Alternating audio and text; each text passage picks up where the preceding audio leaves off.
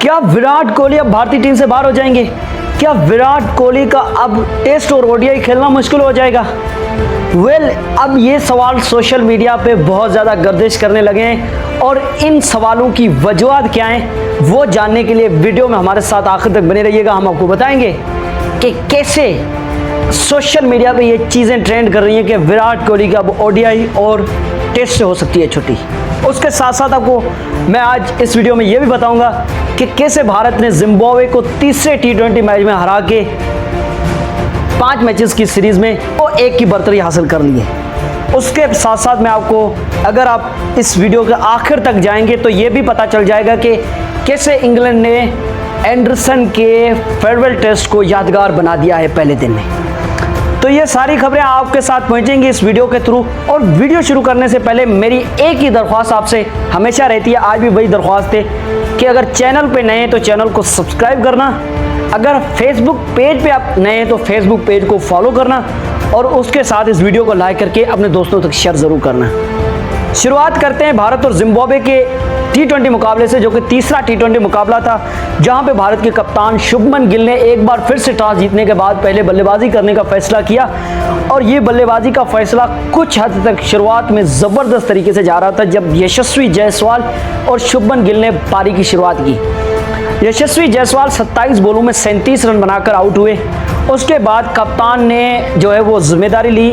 हालांकि अब पिछले मैच के जो सेंचुरियन थे अभिषेक शर्मा, उनके नाम के पीछे इस बार रन जो है वो उतने ज़्यादा नहीं लगे। वो जो है सिर्फ 9 बॉलों में 10 रन बनाकर आउट होकर पवेलियन चले गए। उसके बाद ऋतुराज गायकवाड़ और शुभमन गिल की ज़बरदस्त बल्लेबाजी की वजह से शुभमन गिल ने खास करके 50 मारी, 66 रन बनाए। हालांकि बॉलें बहुत ज़्यादा उन्होंने ली, लेकिन फिर भी ज़बरदस्त इनिंग थी इस पिच पे। यहाँ पे बॉलर्स के लिए बहुत ज़्यादा मदद थी। इसके बदौलत भारत ने बना दिए 182 रन 4 विकेट के नुकसान पे और जिम्बाब्वे को टारगेट दे दिया 183 का जीतने के लिए, जो कि जिम्बाब्वे की बैटिंग स्टैंडर्ड देके थोड़ा मुश्किल लग रहा था। और वही हुआ, शुरुआत में 40 रनों पे जिम्बाब्वे के 5 विकेटें गिर गई। उसके बाद डियोन मार्श ने ज़बरदस्त बल्लेबाजी करते हुए जो है वो 65 रन बनाए और मस्काजा जो है वो 18 रनों पे नाबाद रहे। इसकी वजह से जिम्बाब्वे जो है वो 159 रन बना सकी 6 विकेट के नुकसान पर। और इसके साथ भारत ने ये मुकाबला जो है वो 23 रनों से जीत के 5 मैचेस की T20 सीरीज में 2-1 की बर्तरी हासिल कर ली है। 13 जुलाई को अगला मैच खेला जाना है भारत और जिम्बाब्वे के बीच में, जो कि चौथा T20 मैच होगा। और अब जो है वो हम बात कर रहे हैं वेस्ट इंडीज़ और इंग्लैंड का टेस्ट मैच, जो कि ऐतिहासिक टेस्ट मैच है। आप सोचेंगे यार वेस्ट इंडीज़ और इंग्लैंड का टेस्ट मैच ऐतिहासिक कैसे हो सकता है? बड़ी तो टीमें नहीं है, ना तो एशिया से, ना इंडिया इंग्लैंड है, ना इंडिया ऑस्ट्रेलिया है, ना इंडिया पाकिस्तान है, ना इंग्लैंड पाकिस्तान है, या इंग्लैंड ऑस्ट्रेलिया और ऑस्ट्रेलिया पाकिस्तान। तो ये बड़ा टेस्ट कैसे हो गया? दरअसल दुनिया क्रिकेट का सबसे बड़ा legend fast bowler Anderson cricket को रिटायरमेंट कह रहा है। उसका ये आखिरी टेस्ट मैच है, उसके बाद वो क्रिकेट में आपको खेलते हुए दिखाई नहीं देंगे। इस वजह से ये जो टेस्ट मैच है अपने आप में बहुत बड़ा टेस्ट मैच है, जो कि इंग्लैंड ने शुरुआत में अपनी पकड़ मजबूत बना ली है। पहली इनिंग में इंग्लैंड ने वेस्ट इंडीज़ को सिर्फ और सिर्फ 121 रनों पर ऑल आउट कर दिया है। और बाकी इस मैच की खास बात यह है कि इसमें 3 डेब्यूटेंट्स खेल रहे थे। एटकिंसन, जिन्होंने ज़बरदस्त बॉलिंग की 45 रन देकर 7 विकेटें ली, और उनके अलावा जो है वो डेब्यू करने वाले थे स्मिथ, और एक और उनके शोएब बशीर का भाई था, उसका भी बशीर नाम था, तो वो जो है वो डेब्यू कर रहे हैं। तो ये इंग्लैंड के लिए एक नई जर्नी का आगाज़ हो चुका है जहाँ से। और अब देखना ये होगा इंग्लैंड कितने रन बनाएगा। जब तक मैं वीडियो रिकॉर्ड कर रहा हूँ तब तक सिर्फ वेस्ट इंडीज़ 121 रनों पे ऑल आउट हुई थी। अब इंग्लैंड क्या करता है इस टेस्ट मैच में? क्या जैसे बॉलिंग में इस टेस्ट को ज़बरदस्त और यादगार बनाया है, क्या इंग्लैंड की बल्लेबाजी उसे यादगार बना के इस टेस्ट में 4 चांद लगा देगी?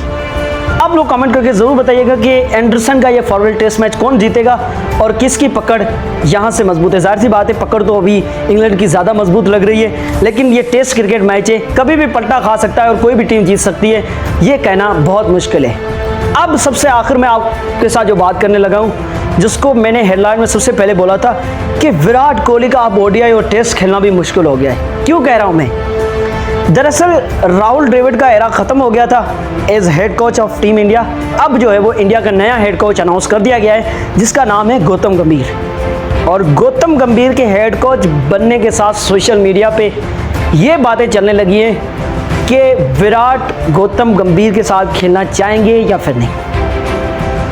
क्योंकि विराट और गौतम गंभीर की लड़ाई आईपीएल में बहुत ज़्यादा बार देखने को मिली। 2012 में देखने को मिली थी, उसके बाद 2022 और 23 में भी लड़ाई देखने को मिली थी, और जो 2023 में लड़ाई देखने को मिली थी उसके जो दृश्य थे, उसके जो नज़ारे थे वो कतई बेहतर नहीं थे। क्रिकेट को क्योंकि जेंटलमैन गेम कहा जाता है, उस लिहाज से वो जो सीन उस दिन नज़र आए थे लखनऊ के इकाना क्रिकेट स्टेडियम से, वो कतई बेहतर नहीं थे, वो देखने लायक नहीं थे।